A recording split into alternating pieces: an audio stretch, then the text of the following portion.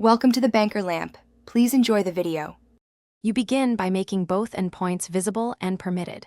Turn on Bluetooth and grant the app location or nearby device permission so scanning works. This prevents silent failures.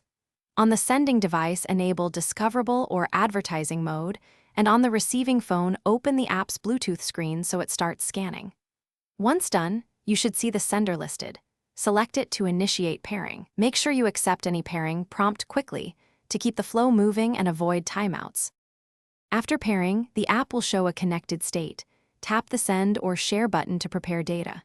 Choose the file, S, or data bundle, and if available, select transfer settings like chunk size or priority to match link quality. The app will open a socket or GAT session and stream packets. Watch the progress and allow time for acknowledgements. If speed is poor, lower chunk size or enable adaptive retries. Keep devices close and avoid interference from Wi-Fi or microwave. When the transfer finishes, wait for the app to show a completed status or check some verification. Do not immediately close the app. Once verified, gracefully disconnect the session and stop advertising on the sender so the radio sleeps and the app can release resources.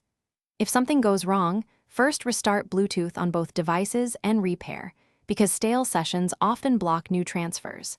If problems persist, check app permissions and signal interference. Reattempt with smaller chunks or a different transfer protocol to isolate the issue.